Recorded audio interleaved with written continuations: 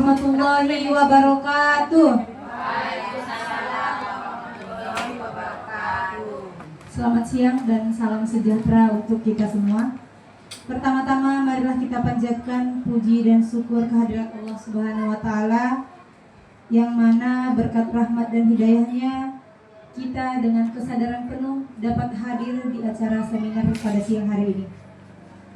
Selanjutnya salawat beriring salam kita hadiahkan ke ruh junjungan kita Nabi besar Muhammad SAW yang mana syafaat beliaulah yang kita harapkan di hari kemudian.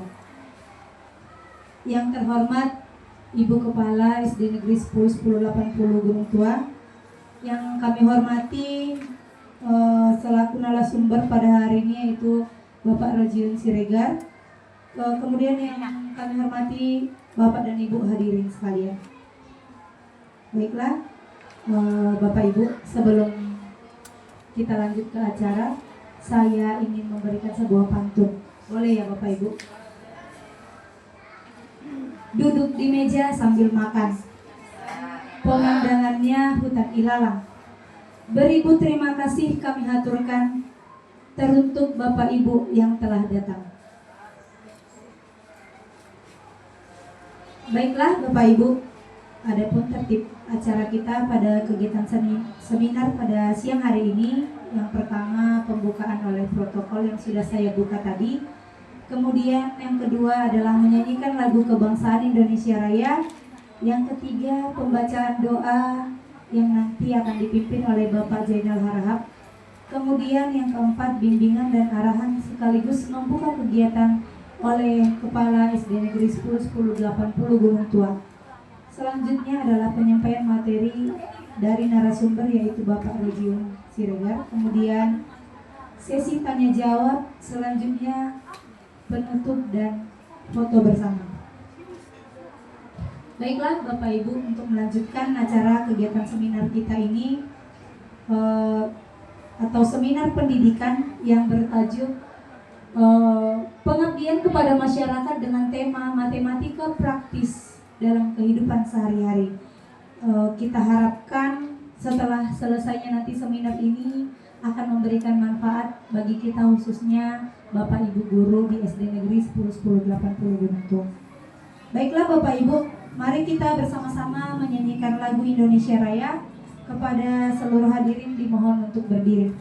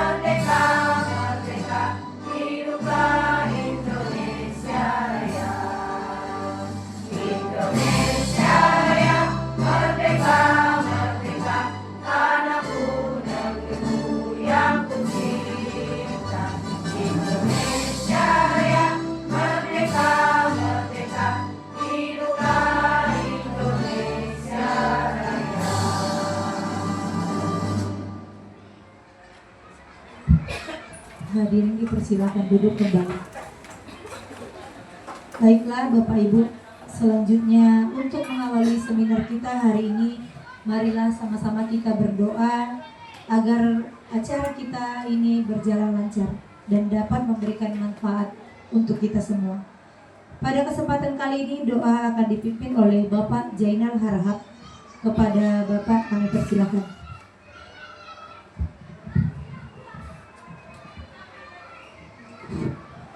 Assalamualaikum warahmatullahi wabarakatuh. Baiklah Bapak Ibu, saya akan memimpin doa secara Islam bagi Bapak Ibu yang beragama lain agar segera menyesuaikan. A'udzu billahi minasy syaithanir rajim. Bismillahirrahmanirrahim. Alhamdulillahi rabbil alamin. Wahdahu wassalatu wassalamu ala asrafil anbiya'i wal mursalin wa ala alihi wa sahbihi ajma'in. Ya Allah, pada hari ini Kamis 4 Desember 2025 kami melaksanakan seminar pengabdian kepada masyarakat, tepatnya di SDN 1080 Gunung Tua. Kiranya berkailah acara kami ini hingga akhir. Ya Allah, berilah kami kesehatan dan keselamatan sehingga acara ini bisa berjalan sampai dengan selesai. Ya Allah, berilah kami kemudahan dan pemahaman agar ilmu yang kami serap bisa kami ajarkan kepada anak didik kami dan menjadi amal jariah kepada kami. Amin ya rabbal alamin. Ya Allah, mudahkanlah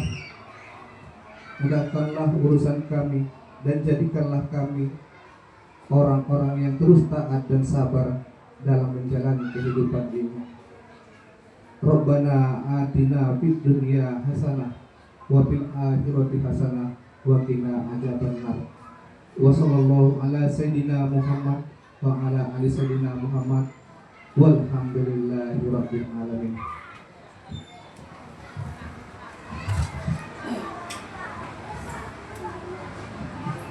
Terima kasih kami ucapkan kepada Bapak Jainal Harahap. Mudah-mudahan doa yang sudah kita panjatkan tadi diijabah oleh Allah Subhanahu wa taala. Amin amin ya rabbal alamin. Meningkat ke acara selanjutnya, yaitu bimbingan dan arahan sekaligus membuka kegiatan oleh Kepala SD Negeri 1080 Gunung Tua. Kepada Ibu Mas Nurilan Harahap SPD MSI, kami persilakan.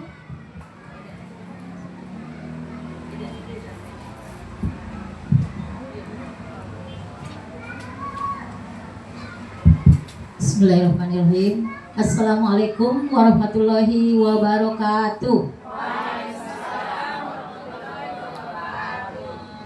Puji dan syukur kita panjatkan kehadirat Allah Subhanahu wa taala yang telah memberikan nikmat kepada kita semua, yaitu nikmat kesehatan, kesempatan sehingga kita dapat berkumpul di ruang perpustakaan yang sederhana ini.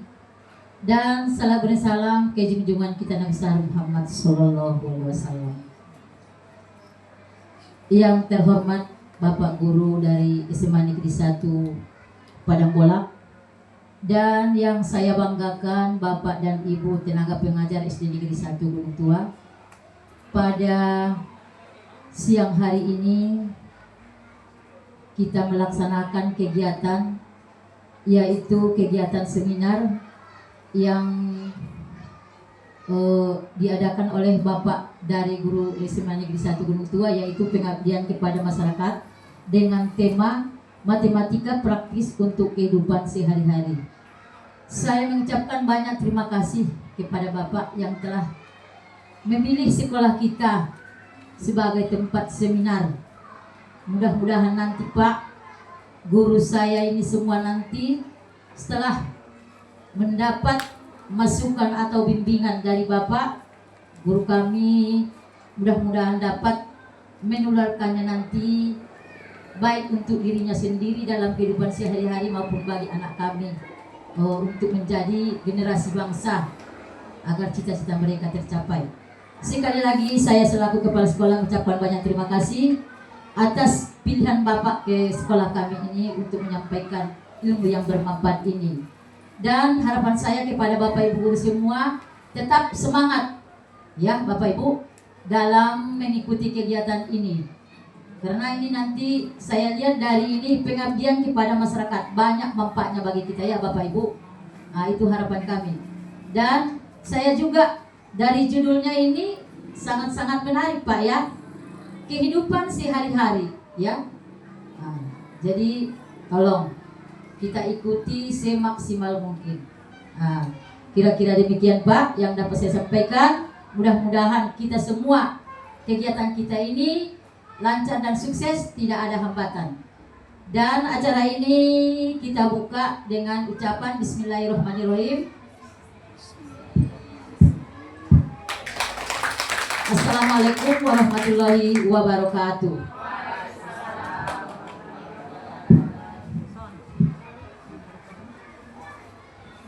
Terima kasih kami ucapkan kepada Ibu Mas Beriwan Harap SPD MSI atas bimbingan dan arahannya sekaligus membuka kegiatan kita pada siang hari ini. Baiklah Bapak Ibu, kita meningkat ke acara inti yaitu penyampaian materi seminar pengabdian kepada masyarakat dengan tema matematika praktis untuk kehidupan sehari-hari. Kepada Bapak pemateri Bapak Rajiun Siregar kami persilahkan.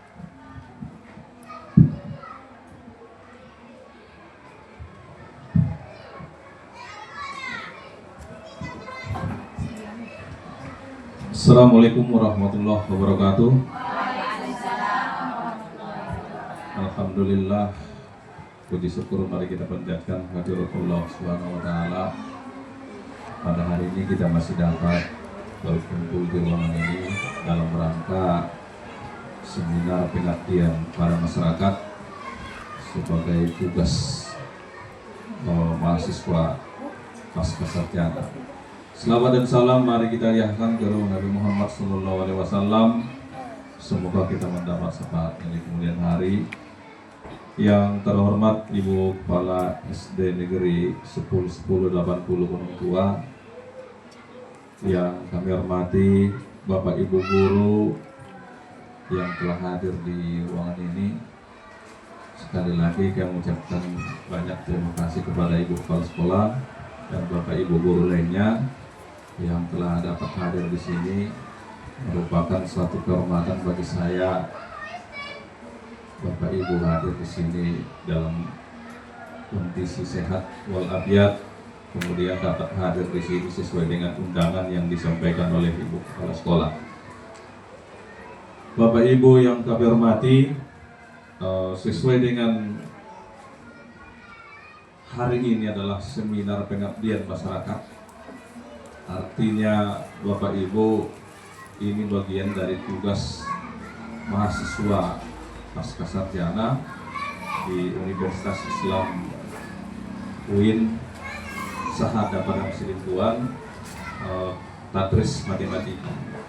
Kali ini sebenarnya sangat menarik bagi kita semua, terutama sesuai dengan tema yang kita buat. Ini adalah matematika praktis untuk kehidupan sehari-hari. Mohon izin Bapak Ibu Kepala Sekolah dan Bapak Ibu guru, artinya saya hadir di sini bukan untuk menggurui Bapak Ibu. Artinya kita diskusi sharing mengenai tema yang kita buat hari ini. Artinya bagaimana kita nanti meningkatkan konsep-konsep matematika itu di dalam kehidupan sehari-hari. Bapak Ibu yang kami hormati,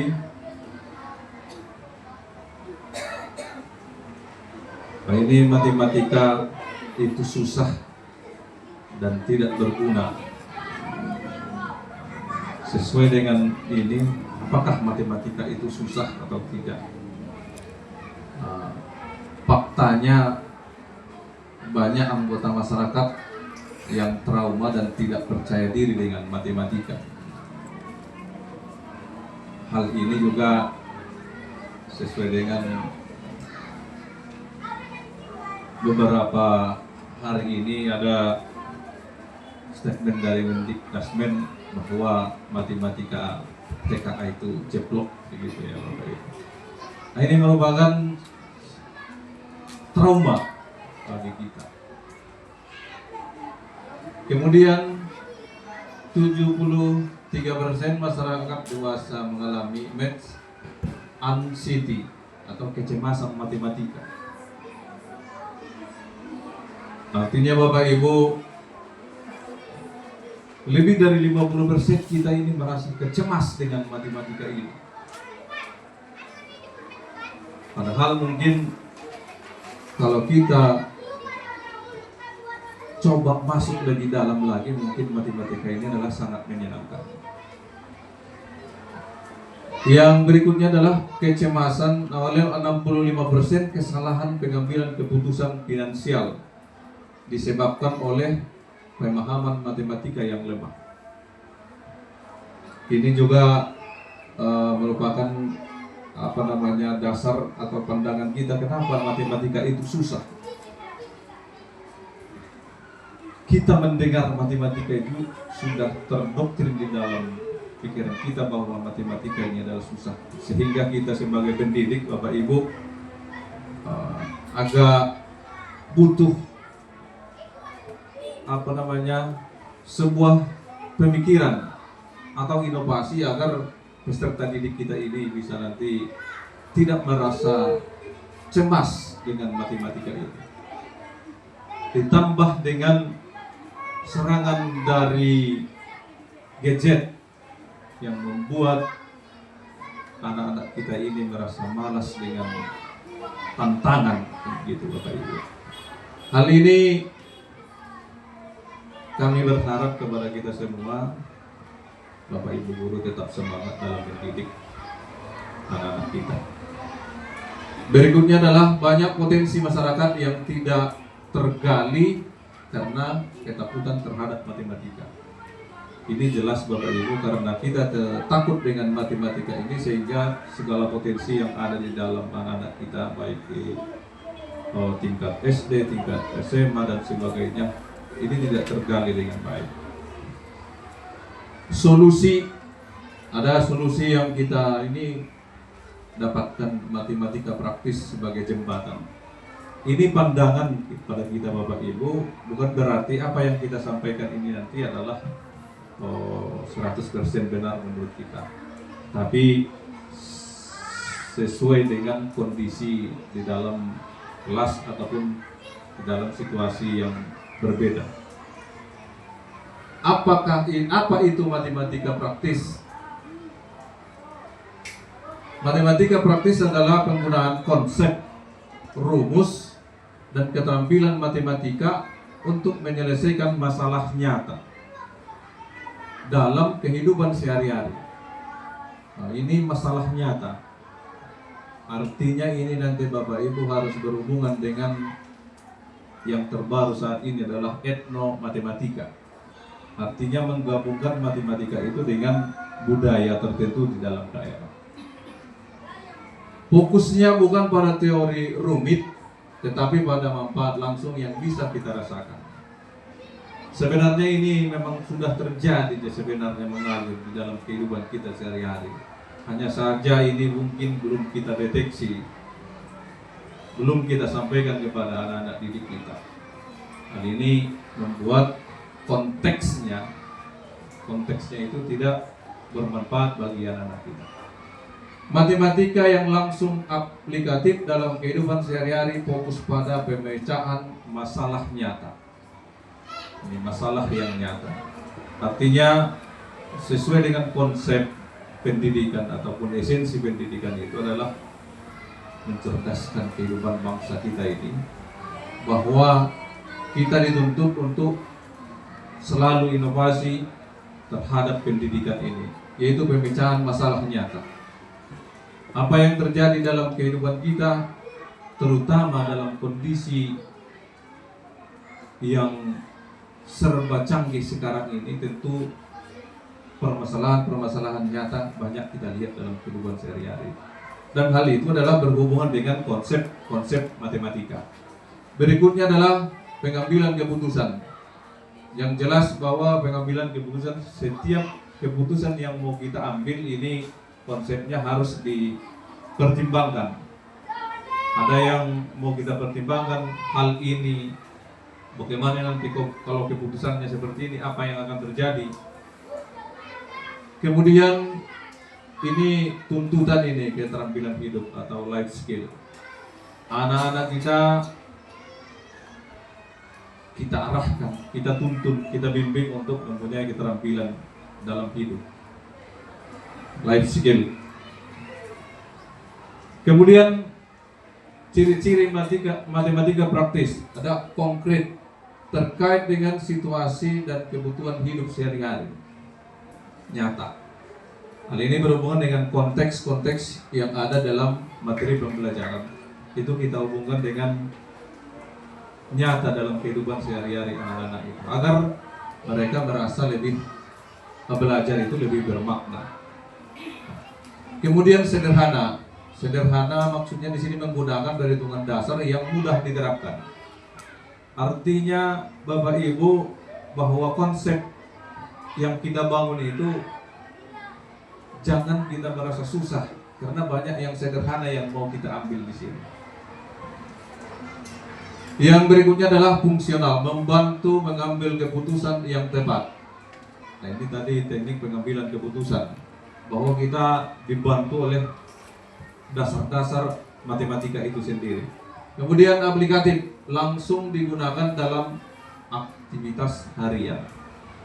Ini jelas tergambar bahwa Bapak Ibu, kita semua mungkin sudah mengaplikasikan konsep-konsep yang ada di dalam pembelajaran dalam kehidupan nyata anak-anak kita di sini.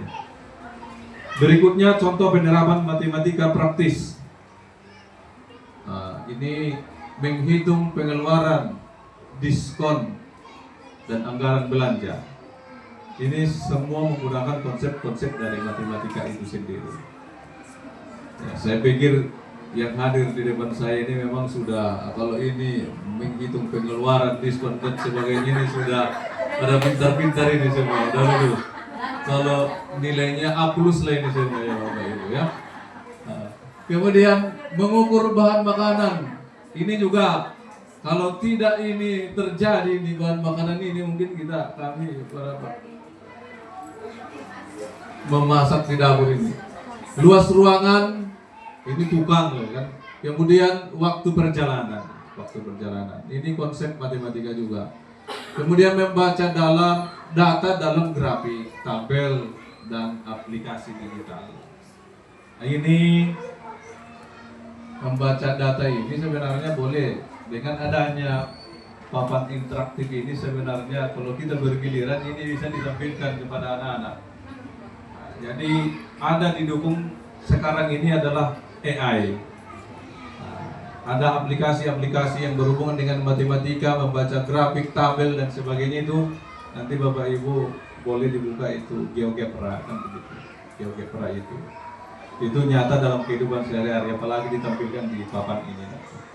Kemudian membandingkan harga atau memilih opsi yang paling menguntungkan. Ini juga saya pikir sudah ahli semua ini Bapak Ibu. Inilah mungkin apa yang kita lakukan sudah nyata sebenarnya dalam kehidupan sehari-hari. Hanya saja itu belum kita data, sehingga itu bukan menjadi bagian dari pembelajaran bagi kita.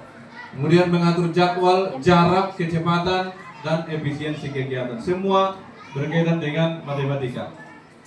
Berikutnya adalah pilar matematika praktis. Ini pemahaman konsep dasar. Matematika praktis dimulai dari penguasaan konsep sederhana seperti operasi hitung, pengukuran, perbandingan, dan data. Konsep dasar ini menjadi bekal untuk menyelesaikan masalah nyata dengan lebih cepat dan tepat. Nah, jadi kita diharapkan memiliki konsep-konsep dasar dalam bidang masing-masing. Apalagi ini semuanya guru kelas ya, guru kelas Ini saya ampun sama guru kelas ini, semua materi pelajaran dirangkum semua di sana. Iya, hebat memang guru kelas ini. Tepuk tangan dulu. Kemudian yang kedua, aplikasi dalam kehidupan sehari-hari. Konsep matematika digunakan untuk mengatur keuangan. Kemudian menghitung diskon, membaca grafik, mengukur waktu, jarak, dan kebutuhan harian lainnya. Matematika menjadi alat praktis untuk membuat keputusan yang menguntungkan. Ini jelas sudah sering mungkin kita aplikasikan dalam kehidupan sehari-hari. Yang berikutnya, pemecahan masalah, problem solving. Matematika praktis menekankan kemampuan menganalisis situasi, memilih strategi, dan menemukan solusi yang logis dan efektif. Ini mungkin ini bisa kita garis bawahi Bapak Ibu guru, dan ini mungkin kita tekankan kepada anak-anak didik kita bahwa kemampuan pemecahan masalah itu sangat dibutuhkan oleh anak-anak kita mulai dari usia seperti ini, di tingkat ini. Kemudian berpikir kritis dan logis. Bapak Ibu, ini berpikir kritis dan logis ini untuk saat ini adalah sudah berkurang bagi peserta didik kita atau generasi kita. Mereka cenderung cepat saji. Karena ini akhirnya ini yang berpikir kritis jadi hilang dan logis itu. Melatih cara berpikir terstruktur, teliti, dan rasional. Ini membantu seseorang menilai informasi, membandingkan pilihan, dan mengambil keputusan yang cerdas. Bapak Ibu mungkin sudah merasakan itu di rumah waktu anak-anak usia kecil dan sebagainya, kan perlu di situ mengambil keputusan bagaimana kita membutuhkan waktu untuk kerja, mengurus anak, dan sebagainya. Kemudian literasi numerasi, kemampuan membaca, memahami, dan menginterpretasi angka, tabel, grafik, dan data. Ini juga perlu kita terapkan kepada anak-anak kita. Dan menjadi sorotan hari ini sesuai dengan rapor mutu pendidikan atau rapor mutu sekolah itu yang menjadi salah satu setiap sekolah saya lihat ini adalah literasi numerasi ini. Merah gitu. Ya. Kemudian literasi numerasi penting di era digital untuk memahami informasi dan menghindari kesalahan penafsiran. Jadi mungkin Bapak Ibu sudah merasakan di Facebook, di sosial media yang lainnya, bahwa ketika literasi numerasi itu tidak digunakan, maka akan menjadi bumerang bagi kita. Selanjutnya Bapak Ibu, ada strategi pendekatan kontekstual dari ini konteksnya bisa dalam bentuk kehidupan sehari-hari, bisa nyata. Hitunglah 25% dari 200.000. Kita mungkin agak supaya lebih cepat ya seperti ini kita sampaikan kepada anak kita ya. Nah, menjadi jika baju di diskon 25% dari harga 200.000, berapa yang harus dibayarkan? Ini konsep yang harus kita bangun kepada anak-anak kita. Generasi Z ini mungkin kalau sekarang ini sudah generasi Alpha ini. Generasi Alpha yang melek dengan teknologi semua. Semua mau ingin cepat. Jadi kemungkinan besar AI ini adalah menggantikan guru. Itu menurut Bill Gates ya. Guru akan tergantikan di beberapa puluh tahun yang akan datang dengan AI. Tapi yakinlah Bapak Ibu, kita tidak akan tergantikan oleh AI itu sendiri. Tepuk tangan dulu untuk kita semua.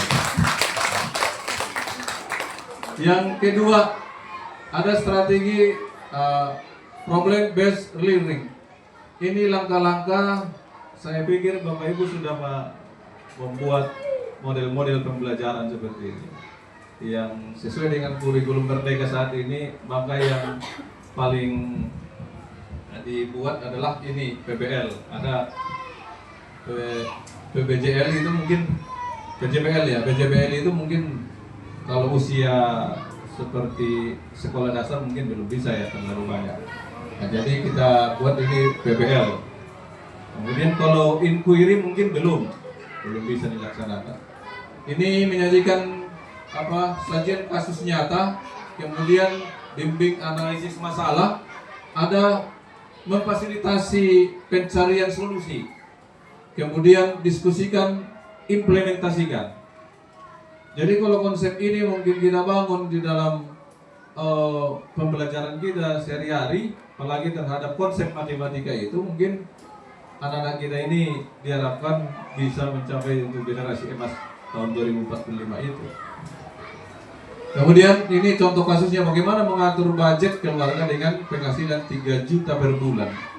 Nah, dengan kondisi saat ini mungkin bagaimana bisa mengatur itu ya. Ibu-ibu yang sekarang ini mungkin sudah bisa lah itu ya.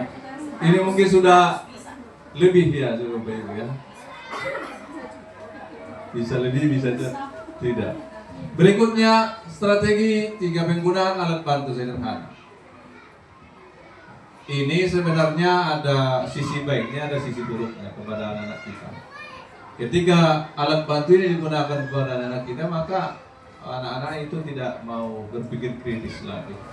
Sehingga ketika itu terus-menerus dilakukan, anak-anak cenderung ketergantungan kepada alat bantu ini. Ini kalkulator, kemudian aplikasi spreadsheet sederhana. Ini Bapak Ibu juga sudah bisa ini, diagram dan grafik visual. Kemudian ada template budgeting. Keuntungannya memudahkan perhitungan, yang jelas kita dibantu oleh asisten namanya. Asisten, sehingga kita memudahkan perhitungan. Kemudian berikutnya adalah visualisasi yang jelas. Berikutnya dapat langsung diaplikasikan. Ini penggunaan alat bantu sederhana ini kalau dibuat dalam konsep matematika dasar itu ya seperti ini keuntungannya. Banyak keuntungan yang kita dapatkan. Berikutnya adalah pembelajaran kolaboratif. Metode diskusi kelompok, kemudian berbagi pengalaman, kembali kepada pemecahan masalah bersama, kemudian presentasi dan solusi.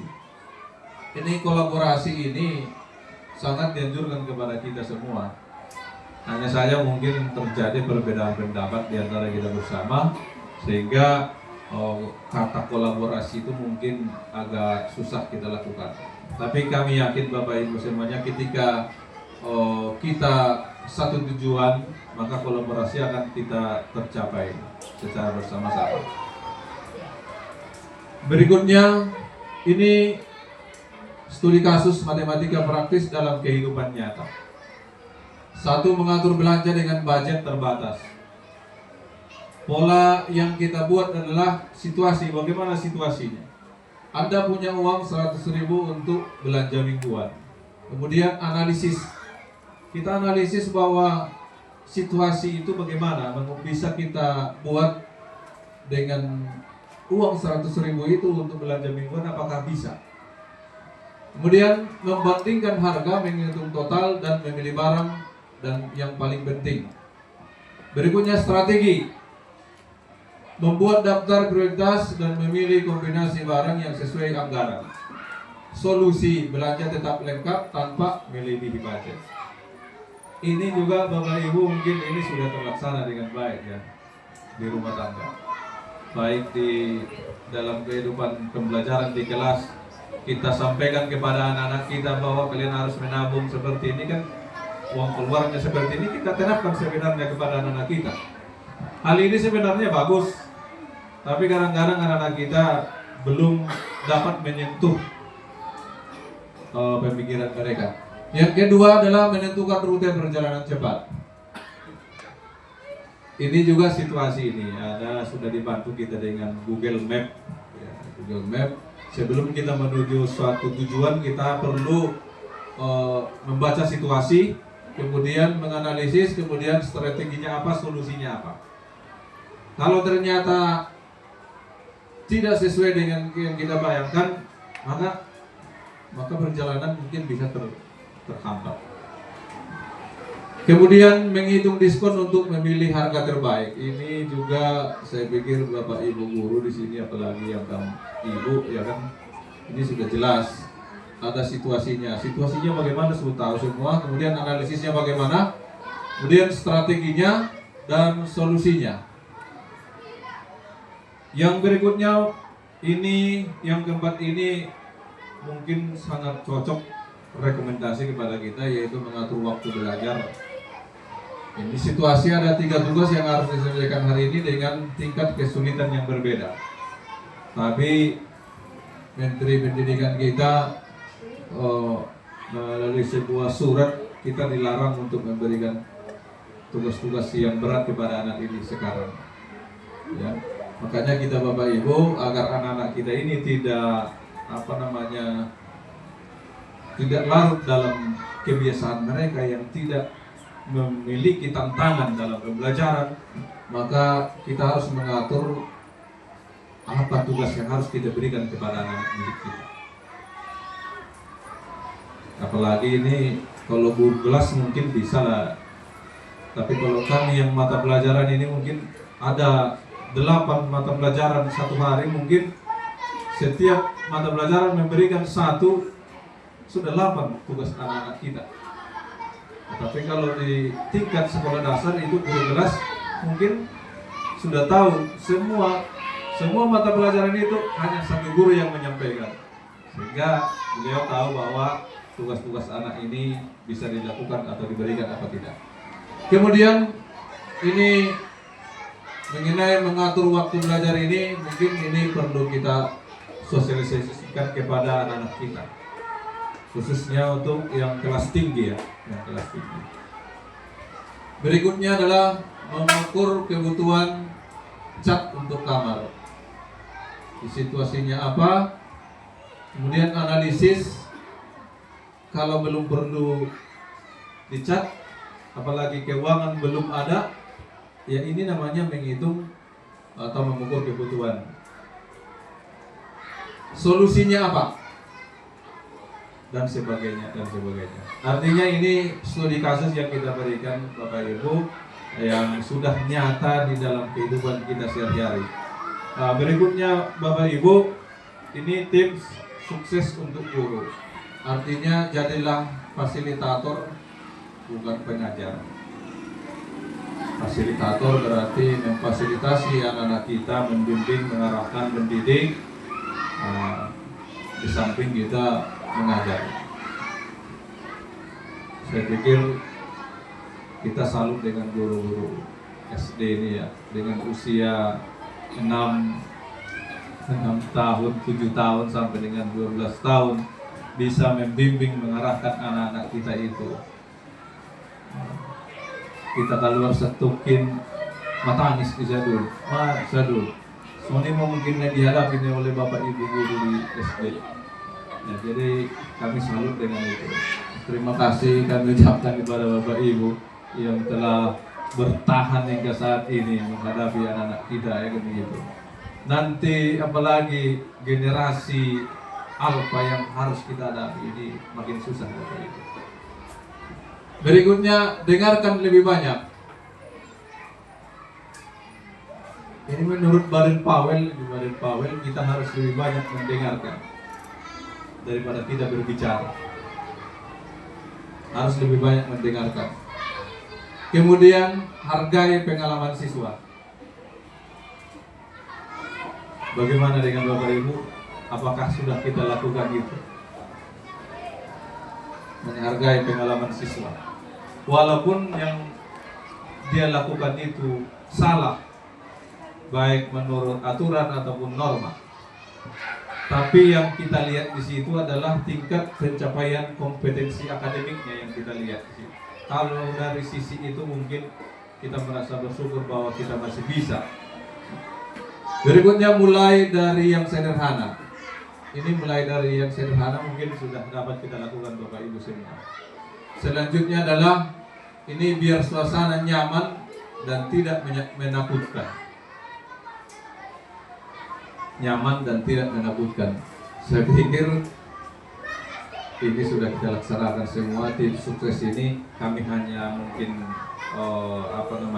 saling mengingatkan kepada kita Bapak Ibu bahwa kita sebagai guru perlu untuk meningkatkan kompetensi dan terus belajar.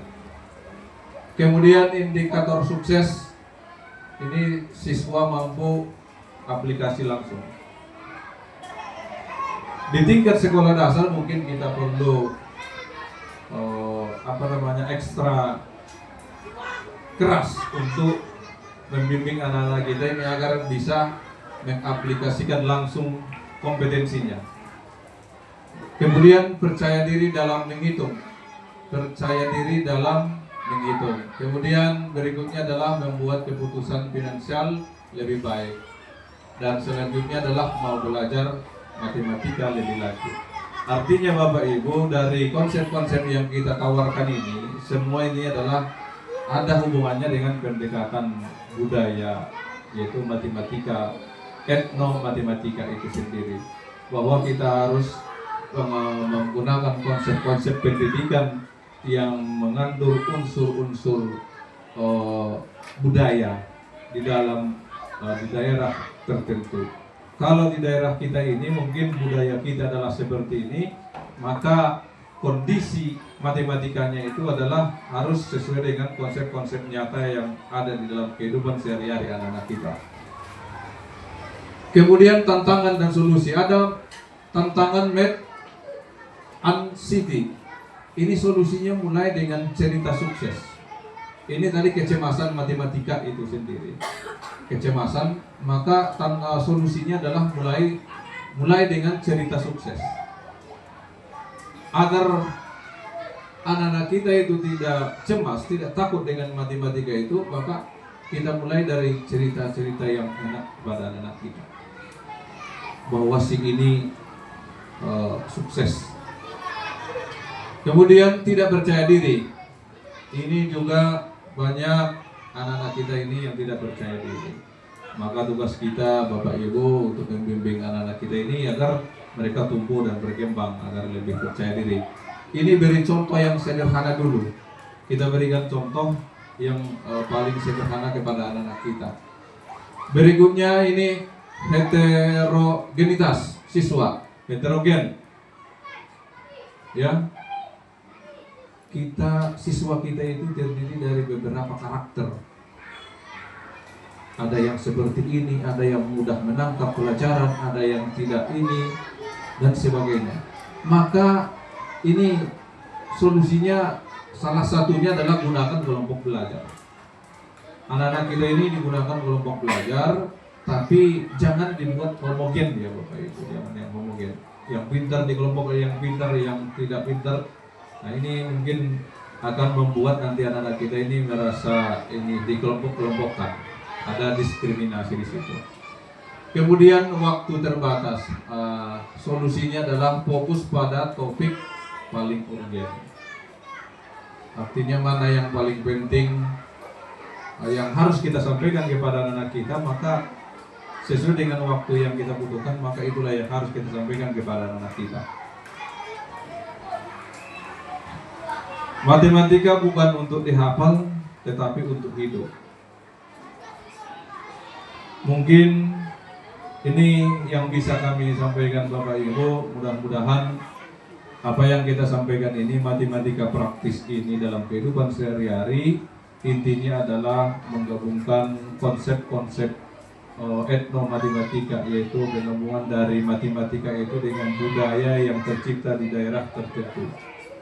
Ini yang dapat kami sampaikan. Mudah-mudahan apa yang kami sampaikan ini bisa bermanfaat bagi kita semua. Apabila ada salah-salah kata, kami mohon maaf. Wabillahi taufiq wal hidayah. Assalamualaikum warahmatullahi wabarakatuh.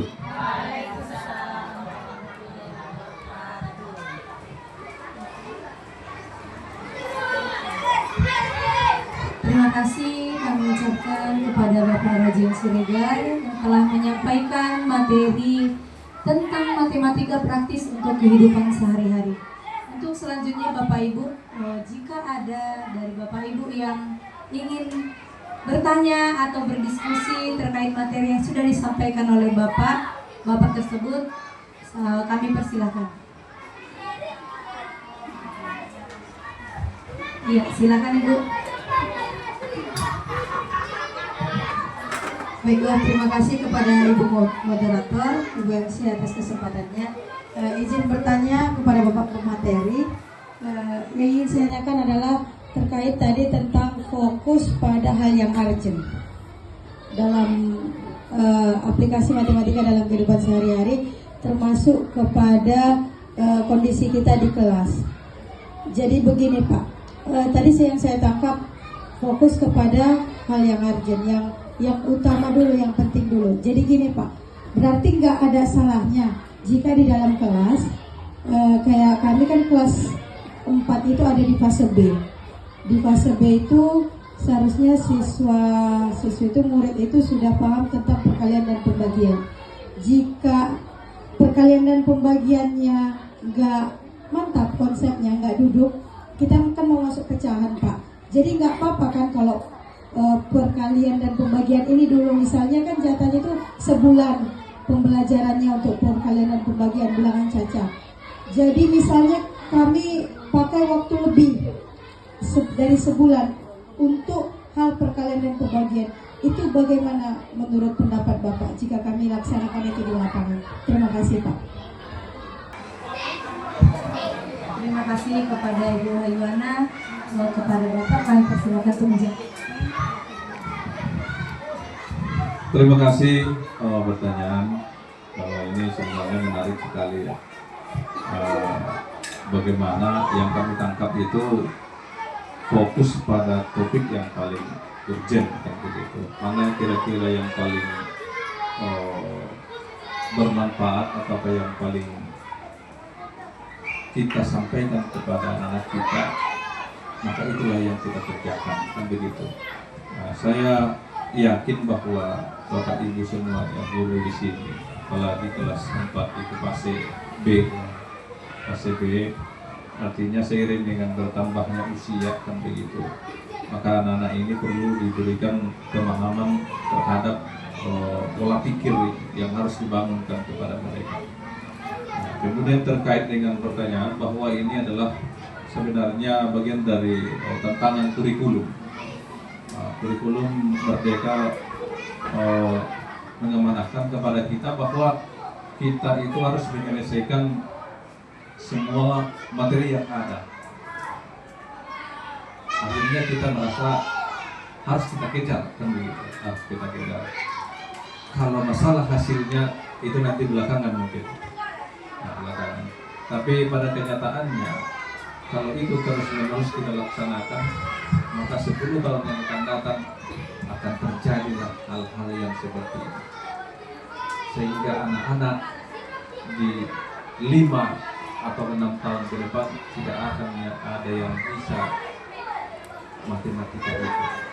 Dan itu Bapak Ibu sudah kami temukan di sekolah kami.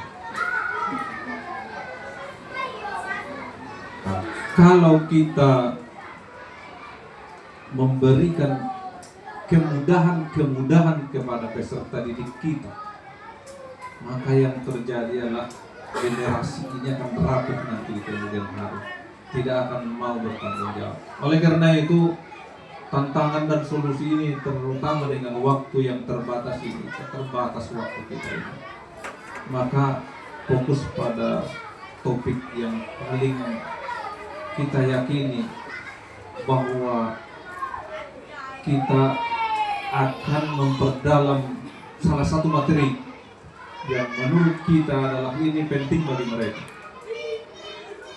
Inilah bentuk dari inovasi dari Bapak Ibu guru itu sendiri. Contoh, kemarin dosen kami mengatakan bahwa dengan adanya AI,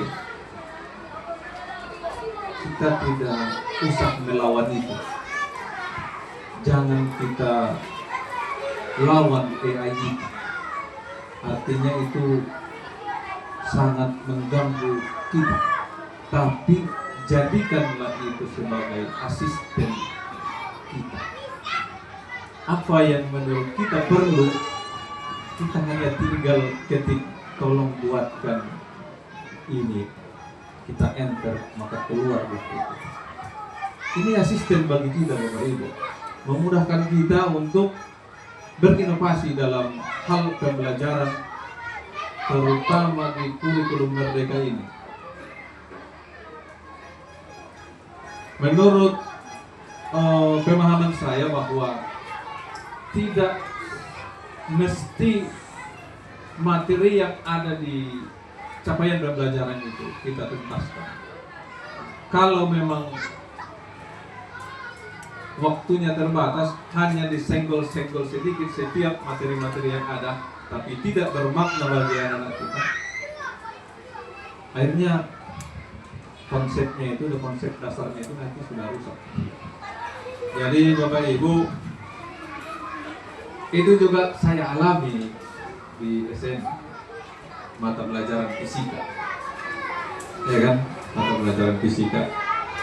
Nah, mereka materi itu tidak akan bisa terkejar, karena nanti di semester kedua kelas 12 itu hanya tinggal 1 bulan yang mereka belajar, 1 bulan yang mereka belajar.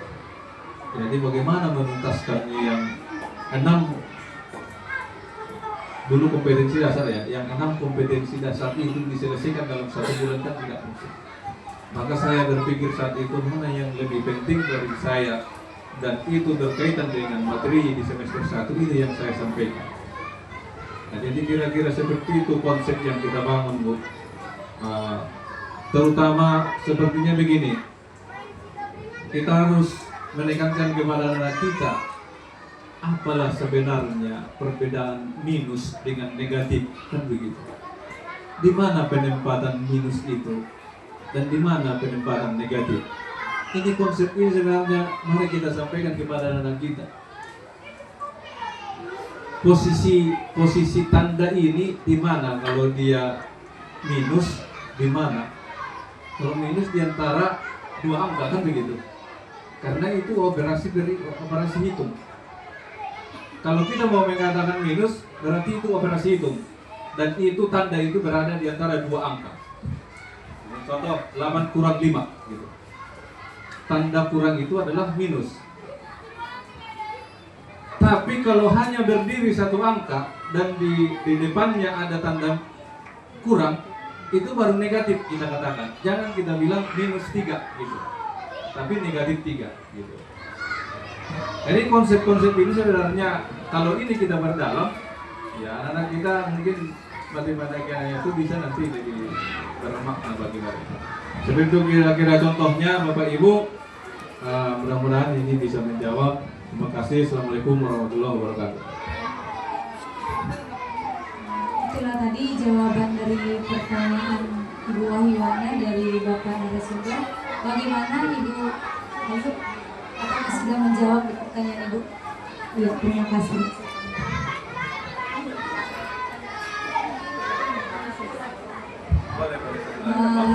Masih ada 1 kesempatan lagi ya Bu, silakan. Ya Pak, semuanya. Sebenarnya saya deg-degan ya. Ini pertanyaan saya tadi tentang dari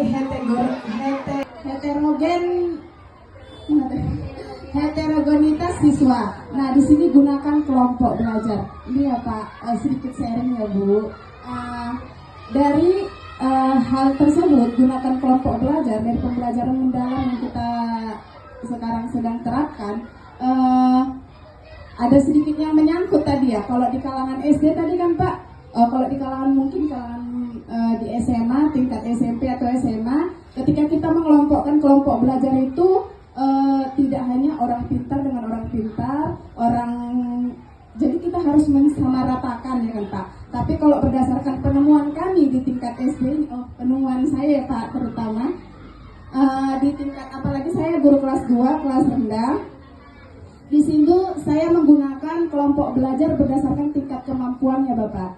Di mana tingkat kemampuan pemahaman rendah itu saya berikan materi dasar. Terus kemampuan yang agak sedang saya berikan dia kayak misalnya dia materinya, tapi dia menggunakan, kalau misalnya saya kasih handphone dengan video Bapak, Terus kalau dia tingkat pemahaman tinggi, itu saya gunakan, dia menggunakan alat peraga kayak gitu kan Pak. Terus dari situ siswa timbul percaya dirinya Pak. Karena dia kan materi dasar, ketika disuruh presentasi, oh aku paham materi ini, karena dia materi dasar kan Pak, timbul percaya dirinya. Terus yang tingkat sedang itu pun timbul dari penggunaan kelompok belajar berdasarkan tingkat pemahamannya, mereka menimbulkan percaya diri lagi gitu Bapak kan. Tidak dibeda-bedakan, kalau misalnya dia diacak kan Pak, mereka gini, dia yang pintar, dia aja yang menyampaikan. Seperti itu Bapak. Makanya saya buat dia berbeda-beda berdasarkan tingkat pemahamannya kalau di SD. Nah, di situ siswa itu pun semakin menarik kan Pak, tertantang, sehingga dia, aku udah bisa ini, aku akan pindah ke kelompok ini biar bisa ini lagi. Jadi seperti itu Pak, menarik minat, terus menimbulkan percaya dirinya. Jadi pertanyaan saya kan Pak, pertanyaan saya, apa yang Bapak temukan di lapangan, misalnya di lingkungan sekolah Bapak, tentang heterogenitas siswa tersebut Pak, yang dimana penggunaan kelompok belajar itu diacak seperti itu Pak? Apakah tingkat percaya dirinya meningkat atau bagaimana Pak? Mungkin itu pertanyaan saya kembalikan kepada moderator. Terima kasih, mungkin bisa langsung dijawab Pak. Baik, terima kasih Ibu untuk menjawab mengenai heterogen ya. Nah, ini artinya mencakup semua peserta didik di sana. Ya, pola pikirnya lambat, yang sedang, dan yang cepat. Artinya inilah sebenarnya perlu inovasi dari Bapak Ibu guru sesuai dengan tingkatan. Kalau mungkin yang Ibu sampaikan tadi di sekolah dasar, anak-anak itu dikelompokkan yang homogen, begitu, yang homogen, sehingga anak-anak yang lain bisa terpacu untuk harus sama dengan yang itu. Ya. Kalau si A, kelompok A sudah dapat menjawab, yang B juga, kami juga harus bisa, begitu ya. Maka sesuai dengan perkembangan anak, kalau di tingkat sekolah dasar memang yang seperti itu mungkin cocok untuk dibuat. Tapi bukan berarti harus selamanya begitu. Nah, tidak selamanya begitu. Tapi menurut yang kami alami di tingkat SLT, bahwa yang kami buat selama ini kalau dikelompokkan sesuai dengan apa yang saya mau, maka ini nanti sebagian hanya yang bekerja di situ, hanya sebagian yang bekerja. Tapi selama beberapa tahun ini saya buat cari kawan yang satu frekuensi, begitu. Artinya, iya, yang satu frekuensi, yang sama. Artinya mereka nanti bisa sama-sama kolaborasi, bisa sama-sama hadir untuk melaksanakan praktek. Kita hadir nanti ya pukul 5 sore, siap. Kalau sudah satu frekuensi begitu. Tapi kalau tidak satu frekuensi, nanti kita kumpul bahas praktek ini ya, gak ada yang jawab itu, gak ada yang jawab.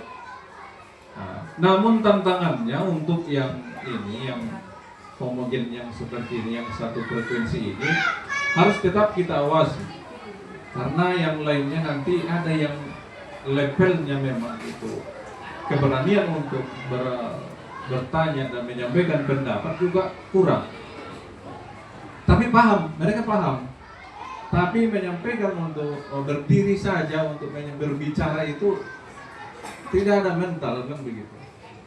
Nah, hal ini saya dapatkan ketika mereka presentasi. Saya hanya menyampaikan, tolong ini buatkan PPT-nya. Nanti kita presentasikan. Namun ternyata saya tidak yakin apakah itu tugas mereka kalau membuat PPT itu. Mereka lebih bagus dari kita, Bapak Ibu.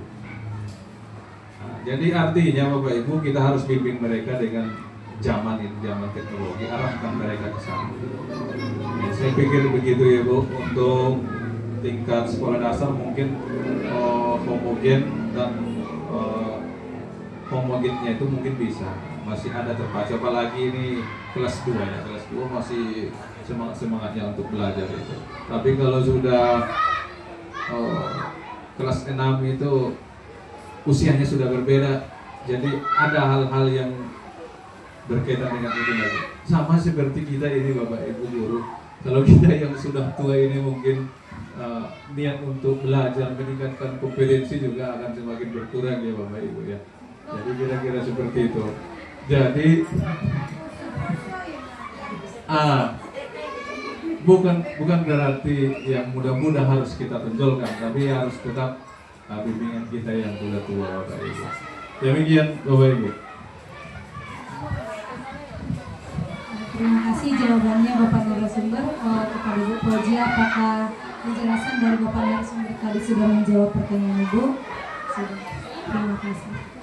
Baiklah, dengan berakhirnya sesi tanya jawab tadi, maka berakhir pula lah kegiatan seminar kita pada siang hari ini. Tapi sebelum kita menutup acara kita ini, mari kita berikan tepuk tangan yang meriah untuk Bapak narasumber atas penjelasan atau materi yang telah disampaikan tadi. Mudah-mudahan membawa manfaat untuk kita semua. Marilah kita tutup acara kita ini dengan ucapan Alhamdulillahirabbil alamin.